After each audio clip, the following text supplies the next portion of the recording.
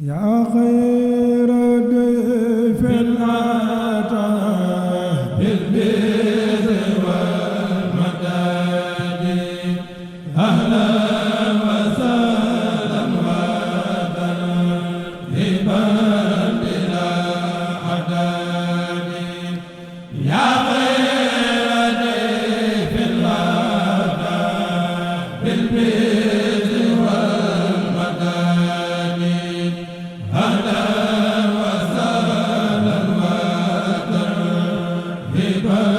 بلا عداد. Nous continuons sur le programme que nous avions annoncé. Nous avions traité hier Ilayka ya Khairul Bariyati Salam par Ashabul Jannati, qui est l'acrostiche, et nous enchaînons avec Umfiya Khalidoun comme avant annoncé. Pourquoi? Parce que simplement, dans le Coran, à 3 reprises, dans la sourate Hud, dans la sourate Yunus, dans la sourate Al-Araf, et chaque fois le Seigneur dit Ashabul Jannati, Umfiya Khalidoun. Donc ce sont des propos qui sont intrinsèquement liés. C'est une manière de communiquer du Saint-Coran qui, chaque fois qu'il dit Walazina Amanu, dit également Wa Amilu Salihat. Donc ce sont des mots qui forment couple. C'est pourquoi après Ashabul Jannati, nous allons évoquer Umfiya Khalidoun. Umfiya Khalidoun, nous disons que c'est un khasida presque jumeau de Ilayka ya Khairul Bariyati Salam, Ashabul Jannati. Parce que simplement, il y a beaucoup de similitudes. Ce sont des expressions qui sont côte à côte dans le Coran. C'est un poème qui compte 12 vers comme Ashabul Jannati. C'est un poème qui est également du maître Rajaz comme dans Ashabul Jannati. Et c'est également un poème qui est un douzain, nous l'avons dit. Cela veut dire donc que nous sommes là dans deux propos qui sont proches, mais également deux chassidas qui ont de grandes similitudes.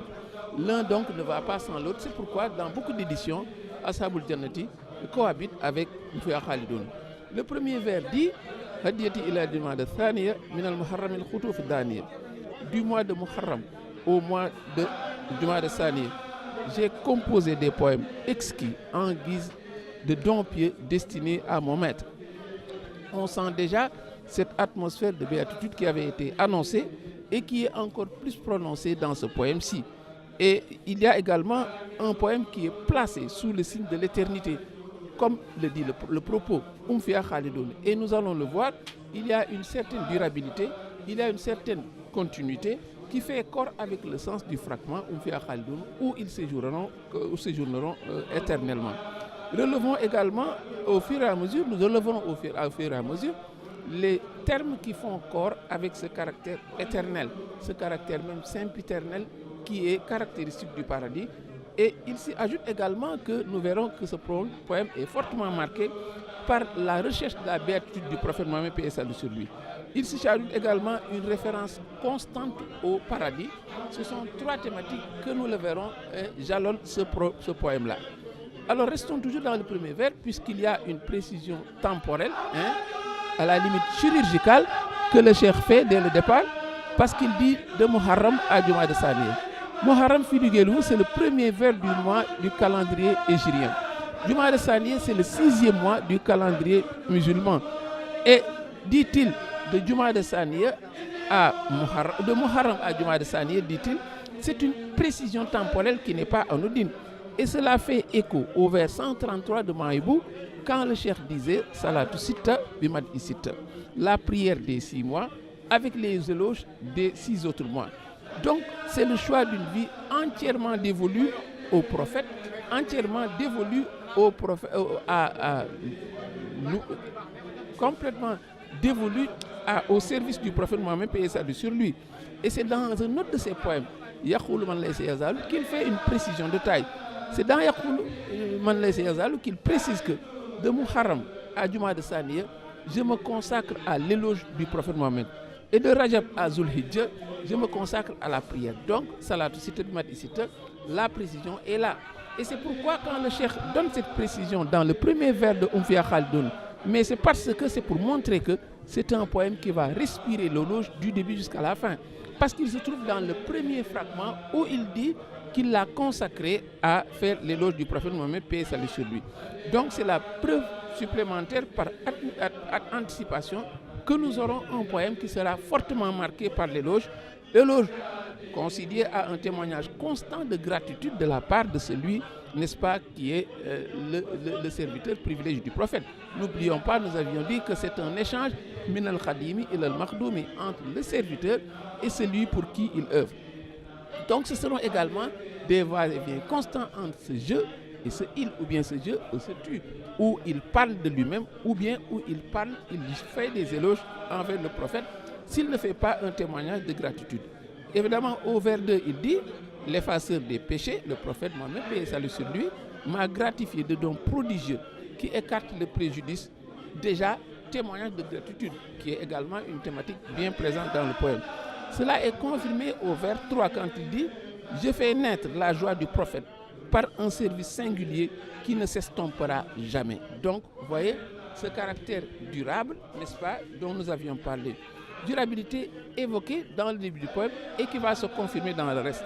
Et qui fait toujours corps avec le propos Oufia Khalidoun, ce caractère d'éternité qui fait corps avec, n'est-ce pas, le paradis. Au vers 4, c'est un focus sur la joie du prophète qui irradie tous ceux-là qui sont sous ses auspices. Il dit « Mes écrits, qui sont un viatique pour ceux-là dont l'ambition est le paradis, entraînent la joie de mon maître, le prophète Mohammed, paix et salut sur lui. » Il dit « Dans Ya ilal jinanihi ». Donc au vers 5, il insiste disant « Hadiyati ila nabi safiya busharatan ». Le don pieux, resplendissant que je dédie au prophète est source d'une joie qui charrie des bienfaits immenses. Toujours évocation également, préoccupation majuscule qui est cette volonté de faire naître cette joie du prophète, parce que cette joie, de fil en aiguille, n'est-ce pas, s'irradie sur tous ceux-là qui sont ses obligés. Il y a également l'omniprésence du paradis. Nous l'avions dit, il avait dit au vers 4, ses écrits sont un viatique pour ceux-là qui ambitionnent d'aller au paradis.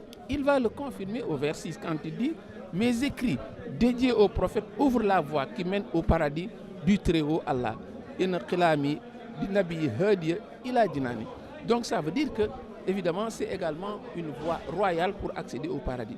Le climat de béatitude, nous l'avions dit, est très marqué et ne va pas sans une certaine mise en garde, parce qu'au vers 7, il dit « Le service que je consacre à la meilleure créature a mis à nu ceux qui me sont hostiles. » Et il va revenir à la préoccupation première, même si également il y a toujours cette volonté de mettre en garde quand il dit Ahmadouna Rudbato Jahran Andiya, notre plus louangé Ahmad est d'un degré spirituel élevé. Il promeut dès lors ceux dont il est aimé et fait déchoir ceux qui lui sont hostiles. Un dénominateur commun est perceptible également dans les vers 9, 10 et 11 et qui concerne le caractère éternel de celui à l'endroit de qui le prophète disait, le cheikh disait qu'il est Anta Rasoul Bila Jiraï.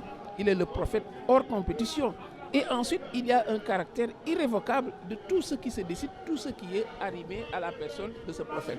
Il dit au vers suivant, le vers 9, tu es le prophète hors compétition, nous l'avions dit. Il disait, Laïsat Anfia, il déclare, Ahmad, Ahmad le choisi le meilleur, je dédie mon poème que voici afin qu'il lui procure la paix qui ne s'estompera jamais.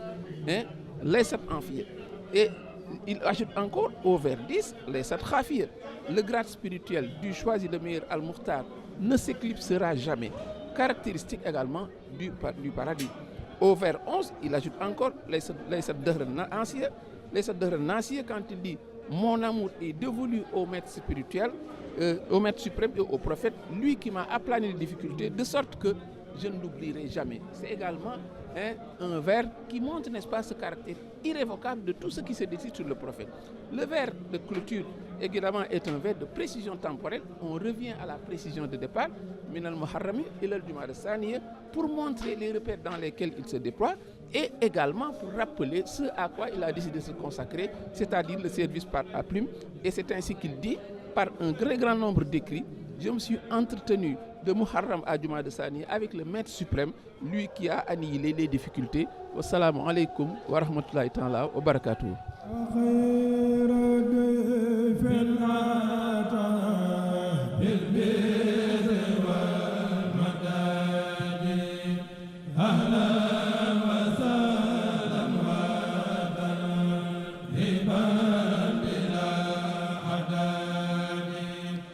Ya